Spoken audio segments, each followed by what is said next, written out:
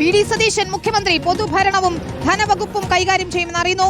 ഒപ്പം രമേശ് ചെന്നിത്തല, കെ മുരളീധരൻ ഉൾപ്പെടെയുള്ള സണ്ണി ജോസഫ് ഉൾപ്പെടെയുള്ള മുതിർന്ന നേതാക്കൾ ഈ മന്ത്രിസഭയിലുണ്ട്. PC വിശ്വനാഥ്, M ലിജു പോലെയുള്ള കൃത്യമായ യുവമുഖങ്ങളുണ്ട്, പരിചയസമ്പന്നരായ നേതാക്കളുണ്ട്.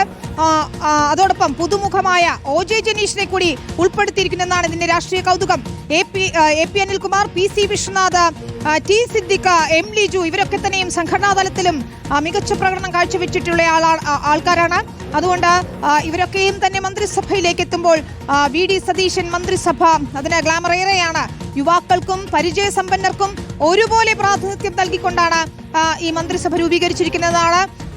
ബിന്ദു കൃഷ്ണ വനിതാ മന്ത്രിയായി എത്തുന്നു. ഒപ്പം ടേം വ്യവസ്ഥയിൽ KA തുളസിയും എത്തുന്നു. അത് മാത്രമാണ് ഒരു ചെറിയ നിരാശ തോന്നുന്നത്. കാരണം വനിതാ മന്ത്രിമാരുടെ എണ്ണത്തിൽ ഒരു ചെറിയ കുറവുണ്ടോ എന്നത് വേണമെങ്കിൽ ഒരു ചെറിയ പോരായ്മയെ ചൂണ്ടിക്കാണിക്കാം. പക്ഷേ മറ്റു മന്ത്രിമാരെല്ലാവരും തന്നെ സംഘടനാ തലത്തിലും ഒക്കെയും പരിചയ സമ്പത്തുള്ളവരാണ്.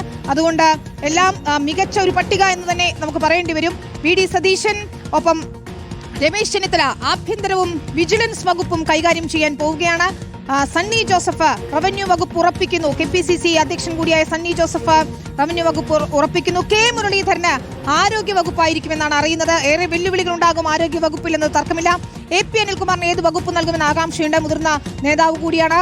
PC വിശ്വനാഥ്, അദ്ദേഹത്തിന് ഉന്നത വിദ്യാഭ്യാസമോ സഹകരണമോ നൽകും എന്നുള്ള വിവരം വരുന്നുണ്ട്. അത് സ്ഥിരീകരിക്കണം. IC ബാലകൃഷ്ണൻ ടേം വ്യവസ്ഥയിൽ മന്ത്രിയാകും. പട്ടികവർഗ വകുപ്പ് അദ്ദേഹത്തിന് ഉറപ്പായും ലഭിക്കും. അതായിരുന്നു അദ്ദേഹത്തിന്റെ ആവശ്യം. T സിദ്ദിഖ്, ന്യൂനപക്ഷ മുഖമായ T സിദ്ദിഖ് വയനാട്ടിൽ നിന്ന് മന്ത്രിസ്ഥാനത്തേക്ക് എത്തുകയാണ്. M ലിജു, KC വേണുഗോപാൽ നിലവിൽ വിശ്വസ്തനായ M ലിജു സംഘടനാ തലത്തിൽ KPCCയുടെ സംഘടനാ ചുമതലയുള്ള ജനറൽ സെക്രട്ടറിയാണ്. ബിന്ദു കൃഷ്ണ വനിതാ മുഖമായി എത്തുന്നു. മഹിളാ കോൺഗ്രസിന്റെ മുൻ അധ്യക്ഷയാണ്. റോജി M ജോൺ അങ്കമാലിയിൽ നിന്നുള്ള MLA, ദേശീയ നേതൃത്വത്തിന് താല്പര്യമുള്ള NSUവിന്റെ മുൻ അധ്യക്ഷനായിട്ടുള്ള നേതാവ്. KA തുളസി, കോങ്ങാട് MLA. VK ശ്രീകണ്ഠൻ MP-യുടെ പത്നി കൂടിയായ മഹിളാ കോൺഗ്രസിന്റെയും ഒക്കെ മുൻനിരയിൽ ഉണ്ടായിട്ടുള്ള KA തുളസി. OJ ജനീഷ് എന്ന യൂത്ത് കോൺഗ്രസിന്റെ സംസ്ഥാന അധ്യക്ഷൻ. അങ്ങനെ കോൺഗ്രസിന്റെ പട്ടിക അതാണ്. TV പ്രസാദ് കൂടി ചേരുകയാണ്. TV പ്രസാദ്, നമ്മൾ ഈ പട്ടിക നോക്കുമ്പോൾ വി.ഡി. സതീശൻ പറഞ്ഞ പേരുകൾ, ഷാനിമോൾ ഉസ്മാൻ ഉൾപ്പെടെയുള്ളവരുടെ പേരുകൾ വെട്ടിയിട്ടുണ്ട്. ഡെപ്യൂട്ടി സ്പീക്കറായേക്കും ഷാനിമോൾ ഉസ്മാൻ എന്നാണ് നമുക്ക് അറിയുന്നത്. KC പക്ഷം തന്നെ പിടിമുറുക്കുന്നു ഈ മന്ത്രിസഭയിൽ നിന്ന് കാണാൻ സാധിക്കും. പക്ഷേ കോൺഗ്രസിന്റെ പട്ടിക അതൊരു മികച്ച പട്ടികയാണെന്ന് പറയണം. പരിചയ സമ്പത്തുള്ളവർ, സംഘടനാ തലത്തിൽ മികവ് തെളിയിച്ചവർ, യുവാക്കൾ എല്ലാവരെയും ഒരുപോലെ ഉൾപ്പെടുത്തിയിരിക്കുന്നു എന്നുള്ളതാണ്. അതുതന്നെയാണ് വിനീത ഏറ്റവും പ്രധാനപ്പെട്ട കാര്യവും. KC വേണുഗോപാൽ പിടിമുറുക്കിയ ഒരു മന്ത്രിസഭാ പട്ടിക എന്ന് വേണമെങ്കിൽ നമുക്ക് പറയാം. അങ്ങനെ തന്നെയാണത്.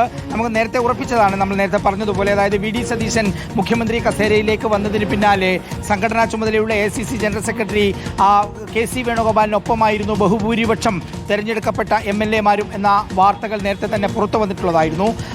മുഖ്യമന്ത്രിയെ ഹൈക്കമാൻഡ് വി.ഡി. സതീശനായി തീരുമാനിച്ചതിന് പിന്നാലെ തന്നെ KC വേണുഗോപാലും അതുപോലെ തന്നെ രമേശ് ചെന്നിത്തലയും ഒരു തരത്തിലുള്ള ഐക്യം കാണിക്കുകയും ചെയ്തു. ഉറപ്പായും അത് വി.ഡി. സതീശന് കൂടുതൽ ആളുകളെ കിട്ടാൻ സാധ്യതയില്ല എന്ന നിലയിലേക്ക് തന്നെ ആദ്യം തന്നെ വിലയിരുത്തപ്പെട്ടതാണ്. ഇപ്പോൾ ആകെയുള്ള 13 പേരിൽ, അതായത് 2 പേർ ടേം വ്യവസ്ഥയിലാണ്, IC ബാലകൃഷ്ണനും തുളസിയും. അതിൽ തുളസിയും അതുപോലെ K മുരളീധരനും മാത്രമാണ് നിലവിലെ മുഖ്യമന്ത്രി വി.ഡി. സതീശന് ഒപ്പമുള്ളത്.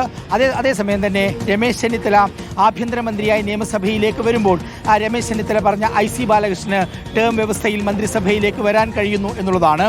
ബാക്കി 8 പേരും KC വേണുഗോപാലിനൊപ്പം നിന്നവരാണ് മന്ത്രിസഭയിലേക്ക് വരുന്നത് എന്ന പ്രത്യേകത ഇത്തവണയുണ്ട്.